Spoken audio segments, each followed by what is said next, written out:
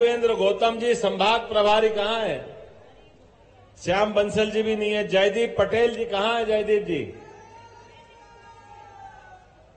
बैल सिंह भूरिया जी और समस्त मंचस्थ अतिथिगण जोरदार अभिनंदन करें पूरे आयोजन के लिए।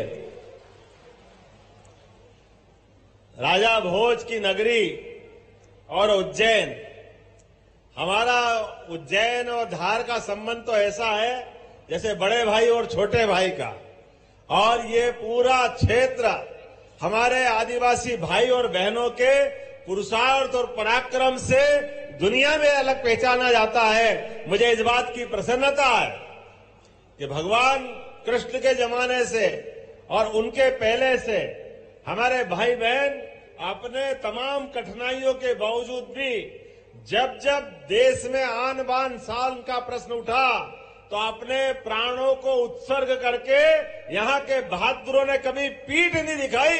मुझे इस बात की प्रसन्नता है। मैं बधाई देना चाहूंगा यशस्वी प्रधानमंत्री के नेतृत्व में जिस प्रकार का समय चल रहा है। आप अंदाज लगा लो इस बात का, गुजरात दूर नहीं है, बिल्कुल धार झाबुआ के पीछे से गुजरात चालू हो जाता है और गुजरात से निकले हमारे यशस्वी प्रधानमंत्री, जोरदार अभिनंदन करें हमारे नरेंद्र मोदी जी का, जोरदार अभिनंदन करें। गरीबी क्या होती है, कठिनाइयां क्या होती है, परिस्थितियां कितनी भी विपरीत क्यों न हो, सभी परिस्थितियों को अपने बलबूते पर जनता के अनुकूल बना करके जनता के हितों के रक्षा करने में जो व्यक्ति पूरे देश में समर्थ है और पूरी दुनिया में जिसका मान सम्मान बढ़ रहा है, ऐसे यशस्वी प्रधानमंत्री नरेंद्र मोदी जी के समय चल रहा है। यह हमारे लिए सौभाग्य की बात है। बड़े पैमाने पर यहां बहनें भी बैठी है और लाडली बहनों के खाते की राशि 10 तारीख के पहले ही कल ही खाते में डली है कि नहीं डली है? जोरदार अभिनंदन करो अपनी बहनों के लिए।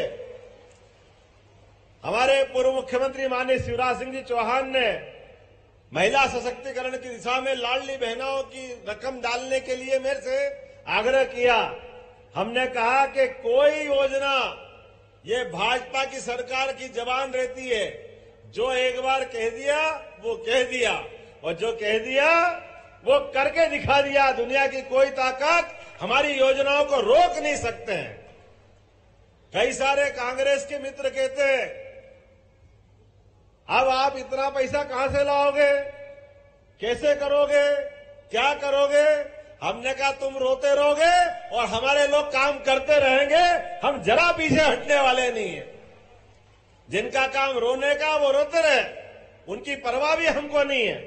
लगातार शासन के हित के जो निर्णय लेना है, एक एक निर्णय आप अंदाज लगा लो। परसों यशस्वी प्रधानमंत्री ने साइबर तहसील के माध्यम से जो हमारे मध्य प्रदेश को सौगात दी है, अरे हमारी जमीन हमारे बाद हमारे बेटे का नाम चढ़ना हो, घर में बंटवारा करना हो, कोई किसी कारण से जमीन बेच दे या कोई खरीद ले तो पटवारी के आगे पीछे घूमो, पटवारी साहब संभालो, पटवारी साहब पकड़ो पकड़ो, नामांतरण कर दो, नामांतरण कर दो। वो नामांतरण करने के नाम पर हम सबको परेशान करते थे। हमने कहा ये नरेंद्र मोदी जी की सरकार है, ये अपनी भाजपा की सरकार है। कानून बदल दिया, अब झटके के साथ इधर रजिस्ट्री कराओ, घर बैठे नामांतरण होकर के ये सौगात हम सबको मिलेगी। ये सारे भ्रष्टाचार के रास्ते बंद करेंगे। जो जनता के हित के फैसले लेना हो, ऐसे किसी फैसले लेने में हमारी सरकार पीछे नहीं हटेगी।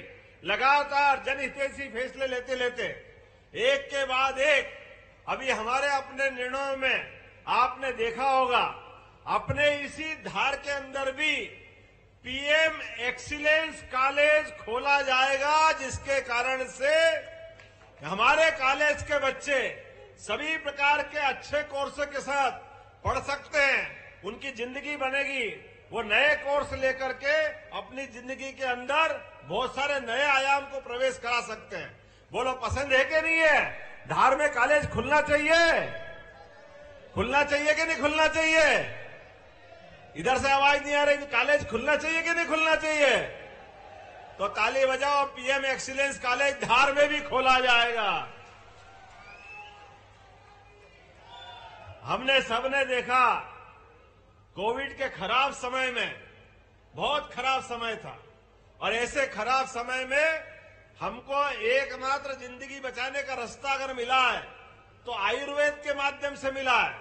कोविड में काढ़ा पी करके, आयुर्वेद की दवा खा करके अधिकांश लोगों ने, उस समय जब बीमारी का इलाज नहीं मालूम पड़ा था, दवाई मालूम नहीं पड़ी थी, ऐसे में जान बचाने के लिए एलोपैथिक डॉक्टर ने भी काढ़ा पी पी करके अपना इलाज कराया था। और इसी आधार पर मुझे इस बात का गर्व है, ये हमारे वनांचल के क्षेत्र में हमारी सरकार ने तय किया कि हाँ, धार, झाबुआ, यहां पर भी आयुर्वेदिक कॉलेज खोला जाएगा, आयुर्वेदिक मेडिकल कॉलेज धार में भी खोला जाएगा। ये वाली बजा करके आनंद के साथ इसकी घोषणा का हम आनंद लें।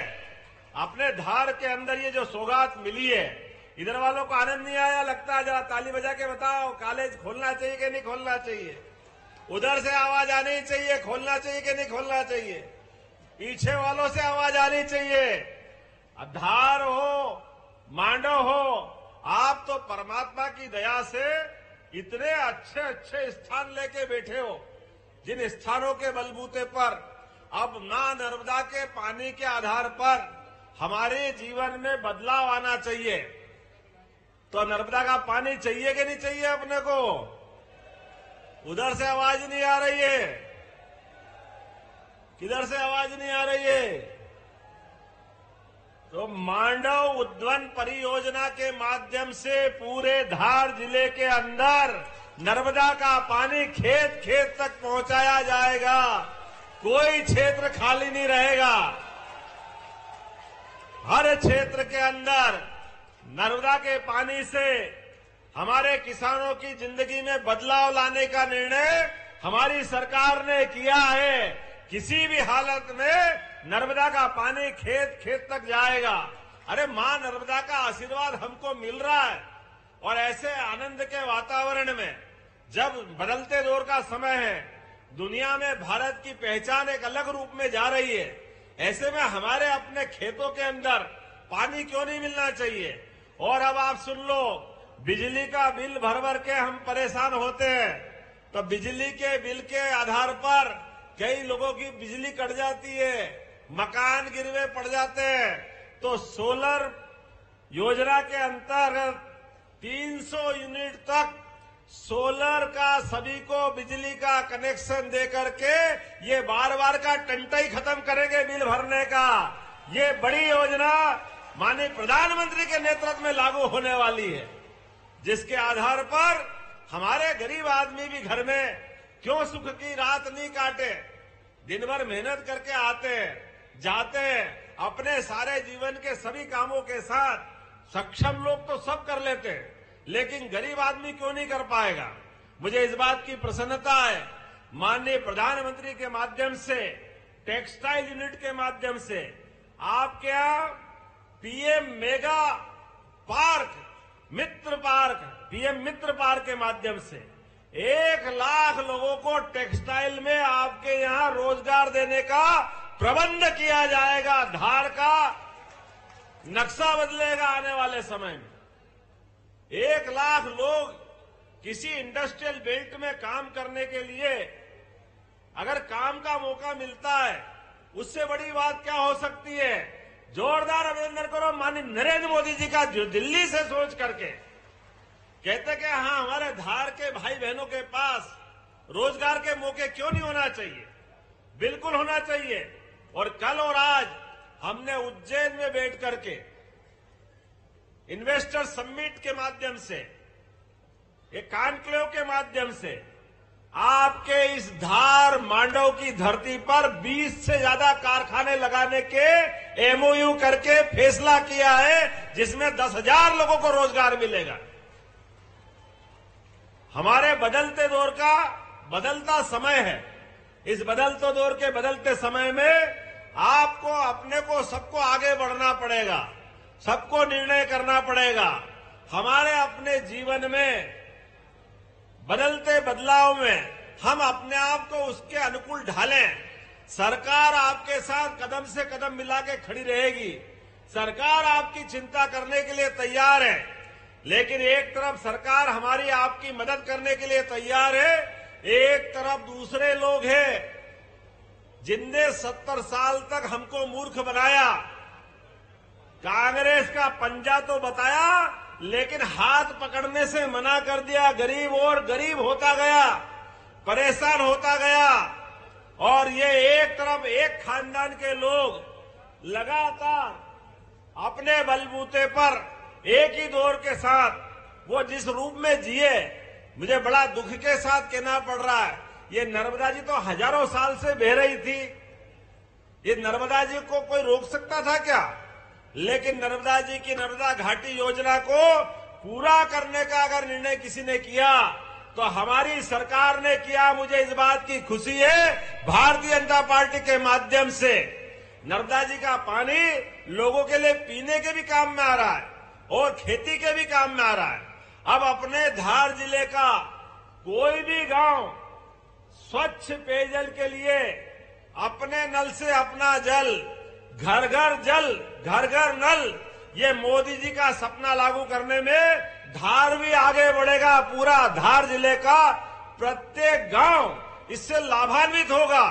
मुझे इस बात की प्रसन्नता है, अपने इस क्षेत्र के अंदर वैसे तो संभावना बहुत ज्यादा है और आज थोड़ी समय की कमी भी पड़ रही है, लेकिन मैं कोशिश कर रहा हूं आप और अपने बीच में से जो समय मिल रहा है, इस समय में भी आज भी जब आया हूं तो लगभग 7,300 करोड़ से ज्यादा के निर्माण कार्य, आंगनवाड़ी, छात्रावास, बहुउद्देशीय केंद्र, विभिन्न सड़कें, पुल, आवास, सभी का निर्माण कार्य करने का अभी भूमि पूजन करके आपके बीच में से आया हूं। जोरदार अभिनंदन करें यशस्वी प्रधानमंत्री के नेतृत्व में।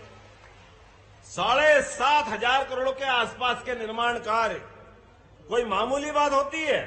कितनी बड़ी बात होती है। मुझे इस बात की प्रसन्नता है कि अपने इसी धार के अंदर लगभग आज में हमारे पास 309 करोड़ 58 लाख से 31 कार्यों का, जिसमें से 137 करोड़ की लागत से 689 पंचायतों में प्रधानमंत्री आदर्श योजना के अंतर्गत विभिन्न काम होंगे। अब आप खाली ताली बजाते जाओ, मैं नाम बोलता जाऊंगा। इतने सारे काम कोई कर सकता है क्या? अमृत 2 के माध्यम से 45 करोड़ की लागत से 5 बड़ी बड़ी टंकियां, फिल्टर प्लांट, ये अपने धार के अंदर होगा। जोरदार अभिनंदन करो। धार के अंदर आप आओगे तो शुद्ध पीने का पानी मिलेगा। 42 करोड़ 93 लाख की लागत से तिरला, निसरपुर, बाग में नए आईटीआई का निर्माण किया जाएगा। नए आईटीआई बनेंगे।